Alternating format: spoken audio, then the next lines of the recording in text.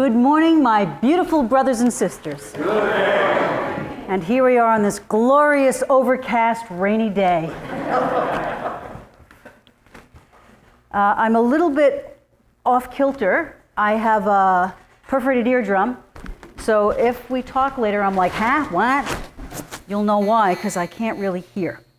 But I'm here for you. So today's talk is on spiritual connection. Ralph Waldo Emerson graduated Harvard Divinity School, and he was the middle of his class. By 1829, he was a Unitarian minister at Boston's Second Church, and he no longer agreed with communion or public prayer.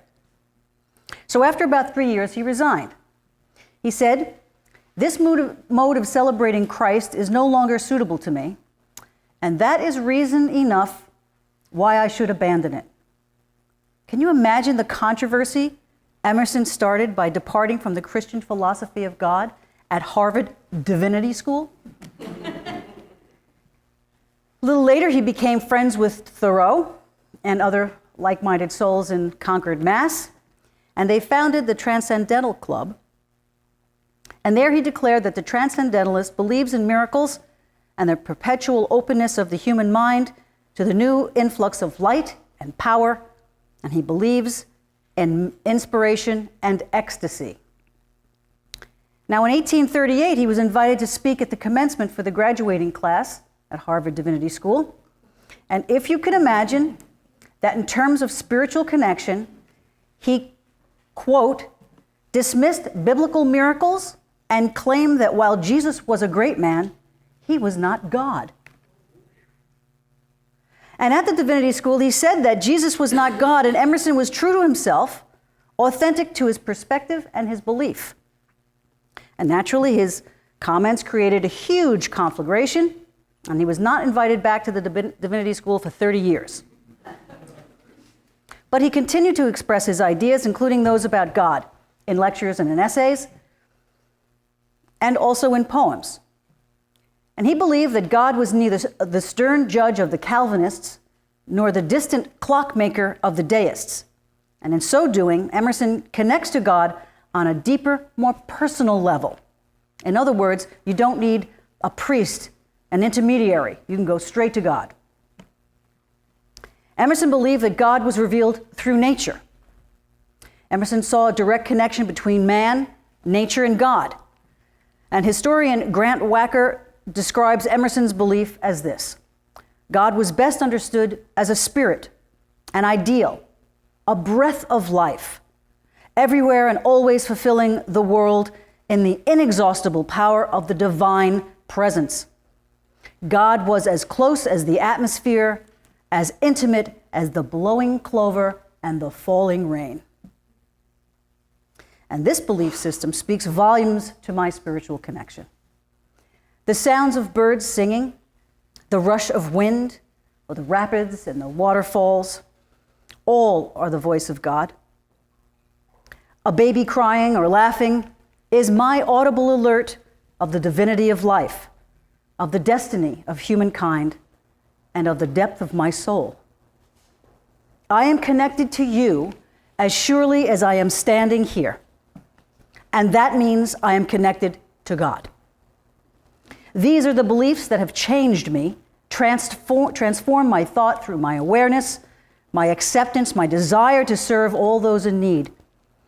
I am connected to Source, and that means I am present with ample opportunity to live my belief. All I have to do is stay open. Now, there is a trinity of discontent and dissolution, and that is fear, worry, and anxiety. And these undermine my connection to whoever I'm in league. But there is a greater trinity of truth that underpins contentment, and that is awareness, acceptance, and action. Discernment is the better part of this trinity, and discernment allows my mind a gentle judgment of conditions, a sensitive perspective that leads me to intelligent action. In other words, not action or reaction based in fear. Norman Vincent Peale said, Action is a great restorer and builder of confidence. Inaction is not only the result, but the cause of fear. Perhaps the action you take will be successful. Perhaps different action or adjustments will have to follow. But any action is better than no action at all. Part of the action may be connecting to my inner self, capital S. Then I can find my way. To connect to my inner self, fear, worry, and anxiety, the trinity of discontent, must be abandoned. At times, the abandonment needs spiritual or psychic surgery, which is what I just went through during this meditation, because the fear came up and grabbed my throat and said, "You're not good enough. They're not going to believe you. You're not going to say anything that's of value." And that's how I have to abandon my fear and worry and anxiety and know that that's not the truth. Whenever I begin to feel disconnected, I can return to the description of Emerson's belief: God as spirit, an ideal, a breath of life, everywhere and always filling the world with the inexhaustible power of the divine presence. God was as close as the atmosphere, as intimate as the blowing clover and the falling rain. When I can maintain that relationship, I am in the flow. I know that all is well in the moment. And yet, I can have a great relationship with myself and ineffectual ones with God and others. I think that's called isolation, which is the opposite of connection. I have experienced that sense of isolation and aloneness even when I'm in a relationship. Years ago, a relationship meant that I wanted you to hold me while I isolated.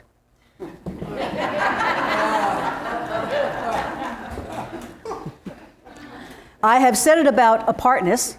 I've heard it said about apartness that in order to connect with another, you have to care more about feeling right than about being right. Having to be right is about the ego, and feeling right is about the heart. Connecting to my heart, opening my heart, keeping my heart open, that is my vocation. And so many of us remain in our heads and not in our hearts. But being in my heart makes me available to you, available in an authentic, vulnerable way. Jesse Jackson, a long time ago, he said, "People don't want your presence, they want your presence." My presence is in my beingness, being with your beingness. John Bradshaw wrote back in the 80s that it was important for many of us to learn how to become a human being, not a human doing. Recently, I led a women's retreat, and I was present to see people transform. One woman in particular I had seen who had been in a rough emotional shape for a long time, not just at the retreat. She had tears, a lot of them, all the time.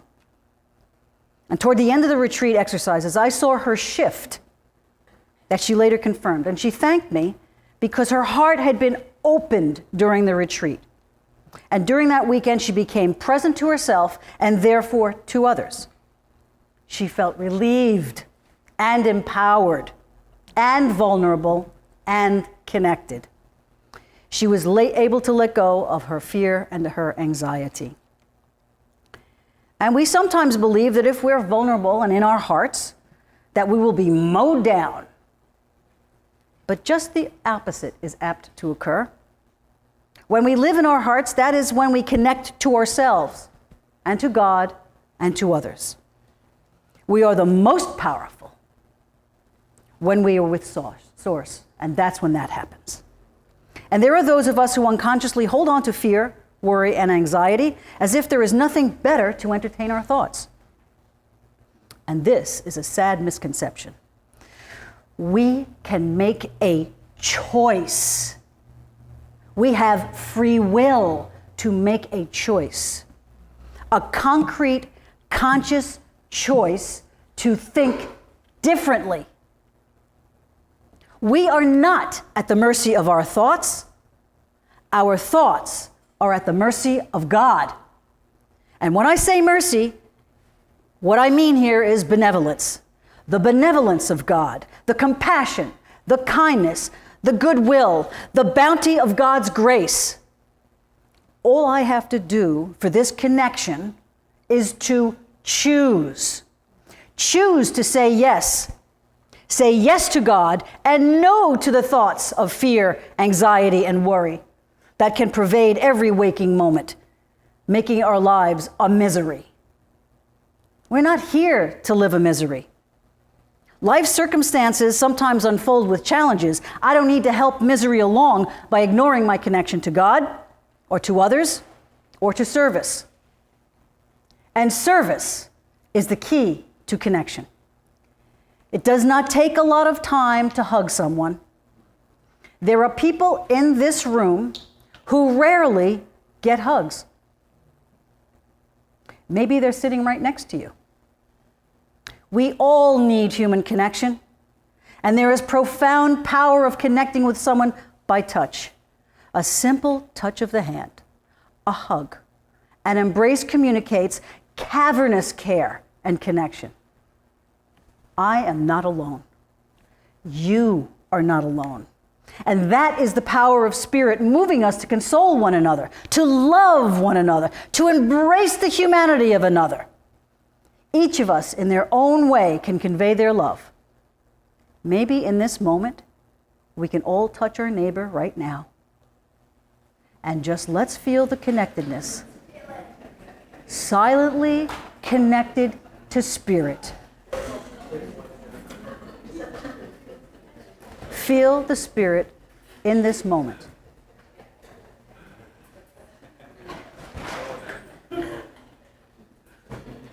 And what is the connection intention?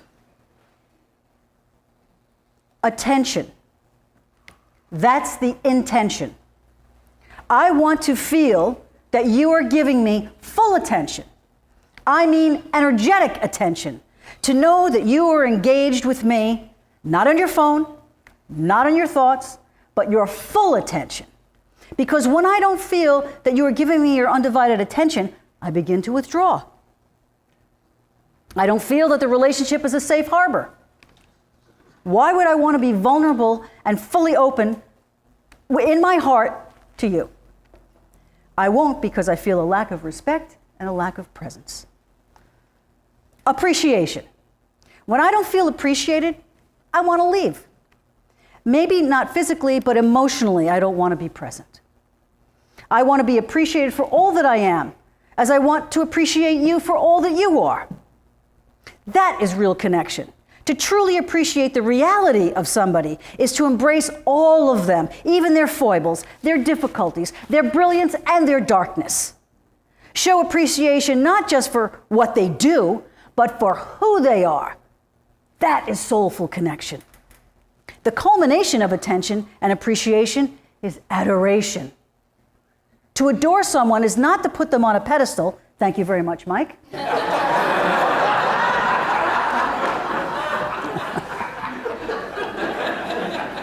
It's about being there for them in support so that they may become more of who they are.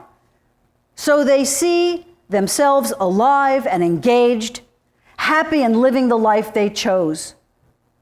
And when I compliment my wife or maybe brag about her achievements in front of others, it makes clear that I see her for who she is. It shows that I'm paying attention, appreciating her efforts, that I love her.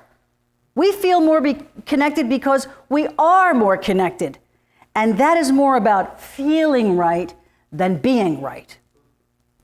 That is understanding God as spirit, an ideal, a breath of life. That is being filled everywhere and always filling the world with the inexhaustible power of the divine presence. The air I breathe is God, as close as the atmosphere, as intimate as the blowing clover and the falling rain. God made each of us a deliverer of a message, unique to all, and yet the same. You have a connected role to play in our universe, Find out what it is, know what it is, and do what it is. However you were meant to contribute, do it. That delivery of connection may be different from day to day, and I do know the pathway to connect with God is the one that comes most easily. Are you creative? Contemplative? Do you connect with God when you are challenged intellectually? Are you most engaged with spirit when you are in relationship to others? Do you dedicate your yoga or physical self and labor to great spirit? Are you meant to serve others? Are you most connected to God when you worship or sing? We all have our ways. Do you use them? We just sang a song that brought all these into focus. How do you worship? How do you interact with God? Engage with life. Engage with spirit. Engage in ideal. Make a choice. Engage the world with all the inexhaustible power of the divine presence. Emerson believed God was as close as the atmosphere, as intimate as the blowing clover and the falling rain. Step out into the wind and the rain and know God. Every raindrop is a kiss on your cheek from God. And feel the spiritual connection. And so it is.